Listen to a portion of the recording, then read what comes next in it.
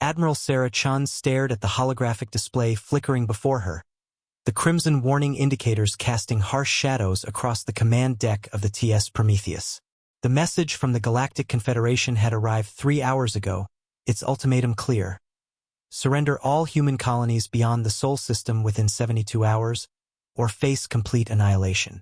Ma'am. Lieutenant Commander Torres approached, his voice barely steady. Long-range sensors are detecting massive fleet movements across 14 star systems. The Confederation isn't bluffing this time. Chen's jaw tightened as she studied the tactical readout. For 2 centuries, humanity had clawed its way from a single blue planet to a sprawling interstellar empire encompassing 47 worlds. The Terran Empire's rapid expansion had unsettled the older galactic civilizations, the crystalline Vorthan, the gaseous Nethamari, and the hive-minded Keplith. What had begun as trade disputes had escalated into territorial conflicts, and now open warfare loomed. Status report on Project Meridian, Chun commanded. Dr. Elizabeth Vance, the expedition's chief physicist, looked up from her quantum tablet. The experimental fold space generators are operational, but we've only tested them on unmanned probes. The energy requirements for fleet-wide deployment could overload our fusion cores. Chun nodded grimly. Project Meridian represented humanity's most ambitious technological leap, the ability to fold spacetime itself, creating instantaneous travel across vast galactic distances. While other species relied on traditional FTL drives that took weeks to traverse between star systems, Meridian promised to revolutionize warfare and exploration. The communication array crackled to life. Admiral Chun, this is Chancellor Vexhai of the Galactic Confederation. You have 60 hours remaining.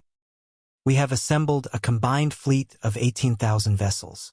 Your resistance is futile. Chun activated the transmitter. Chancellor, the Terran Empire has existed for over 200 years. We didn't build our civilization by surrendering to threats. You want our colonies? Come and take them. The channel closed with an ominous static burst. Ma'am, Torres whispered. They outnumber us 50-1. Numbers don't determine victory, Chun replied, turning to Dr. Vance. Doctor, initiate fleet-wide Meridian deployment. All ships, all colonies. Vance's eyes widened. Admiral, the untested nature of the technology. The untested nature is precisely our advantage. They can't predict what they don't understand. Across 47 star systems, Terran colonies and naval installations began powering up the experimental fold space generators. The technology worked by creating localized distortions in spacetime, allowing matter to bypass normal physics. What the Confederation didn't know was that Meridian wasn't just a propulsion system, it was a weapon. 58 hours after the ultimatum, the Confederation Armada arrived at the edge of Terran space.